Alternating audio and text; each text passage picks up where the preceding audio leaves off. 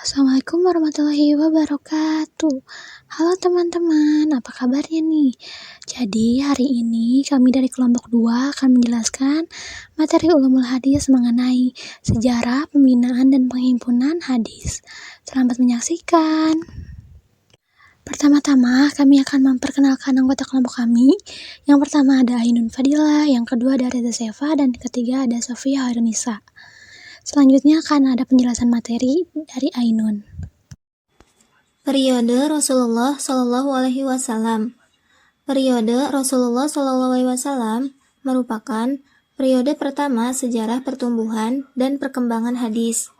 Masa ini berlangsung selama 23 tahun. Masa ini merupakan waktu turun wahyu dan sekaligus sebagai masa pertumbuhan hadis.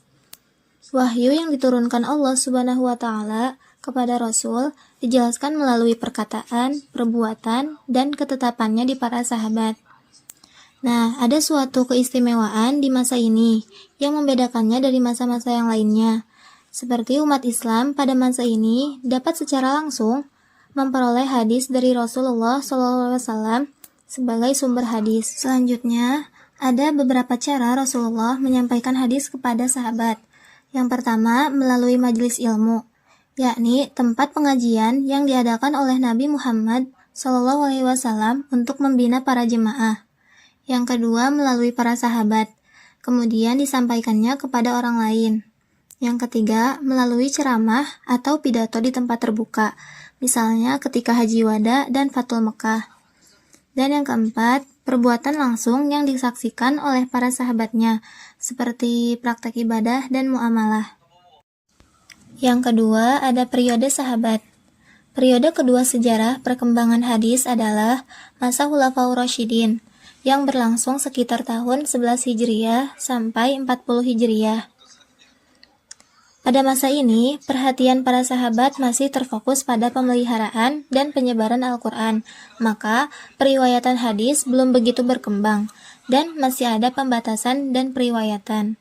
Oleh karena itu, para ulama menganggap masa ini sebagai masa pembatasan periwayatan. Para sahabat Khulafaur Rasyidin yang pertama ada Abu Bakar As-Siddiq. Abu Bakar As-Siddiq itu merupakan sahabat Nabi yang pertama-tama menunjukkan kehati-hatiannya dalam periwayatan hadis. Nah, di sini ada beberapa faktor yang menyebabkan Abu Bakar hanya meriwayatkan hadisnya sedikit. Adalah yang pertama, sibuk ketika menjabat sebagai khalifah. Yang kedua, kebutuhan hadis tidak sebanyak pada masa sesudahnya. Yang ketiga, jarak waktu antara kewafatannya dengan kewafatan Nabi sangat singkat. Yang kedua, ada Umar bin Khattab. Umar juga dikenal sebagai sahabat yang sangat berhati-hati dalam periwayatan hadis. Nah, selain itu juga, Umar sangat menekankan kepada para sahabat agar tidak memperbanyak periwayatan di masyarakat. Karena alasan, yang pertama, supaya konsentrasi tidak terpecah dalam membaca dan mendalami Al-Quran. Yang kedua, supaya umat Islam tidak melakukan kekeliruan dalam periwayatan hadis. Selanjutnya, yang ketiga, Utsman bin Affan. Kebijakan Utsman tentang periwayatan hadis tidak jauh beda dengan kebijakan dua khalifah yang sebelumnya. Ahmad bin Hambal meriwayatkan hadis Nabi yang berasal dari riwayat Utsman sekitar 40 hadis saja. Itu pun banyak matan hadis yang terulang. Nah, karena perbedaan sanad, maka jumlah hadis yang diriwayatkan oleh Utsman tidak sebanyak jumlah hadis yang diriwayatkan oleh Umar bin Khattab. Dan yang terakhir ada Ali bin Abi Thalib. Perkembangan hadis pada masa Khalifah Ali bin Abi Thalib tidak jauh berbeda dengan khalifah pendahulunya tentang periwayatan hadis. Nah, Ali hanya menerima riwayat hadis setelah periwayatan hadis yang bersangkutan mengucapkan sumpah bahwa hadis yang disampaikannya itu benar-benar berasal dari Nabi. Yang selanjutnya ada pembinaan dan penghimpunan hadis pada masa tabi'at atau tabi'in.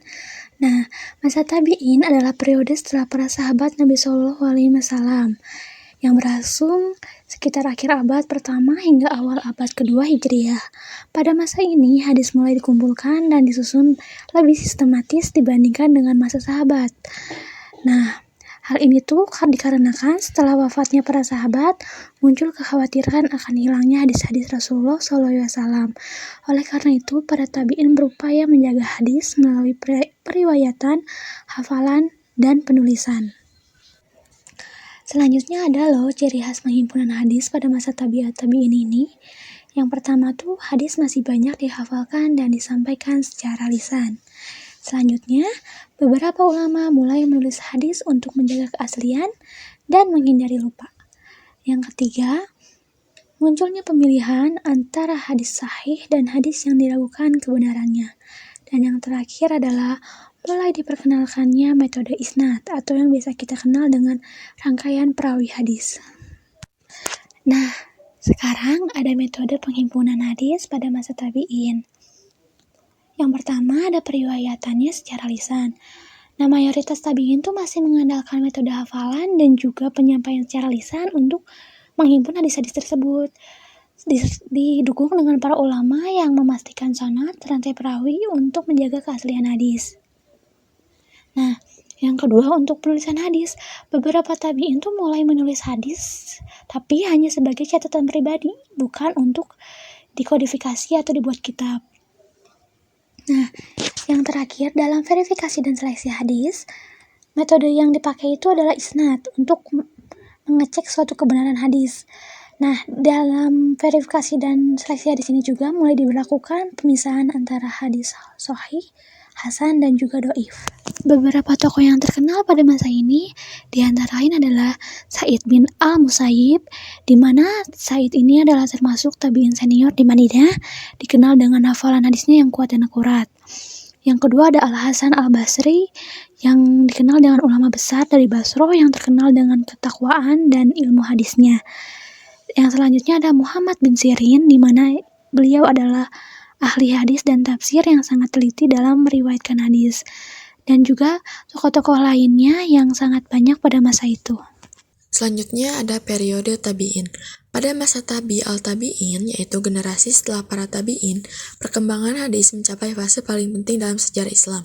Pada periode ini, sekitar abad kedua Hijriah, upaya kodifikasi hadis semakin intensif untuk memastikan keaslian dan penyebaran ajaran Nabi Muhammad SAW.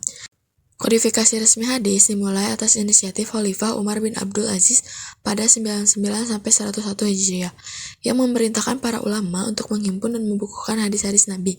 Instruksi ini ditindaklanjuti oleh ulama terkemuka seperti Ibnu Syihab al-Zuhri pada 124 Hijriah, yang dikenal sebagai salah satu perintis dalam pengumpulan hadis secara sistematis. Pada masa ini, teknik pembukuan hadis berkembang dengan munculnya berbagai jenis kitab seperti kitab musnad, atau mengelompokkan hadis berdasarkan perawi dari kalangan sahabat Nabi.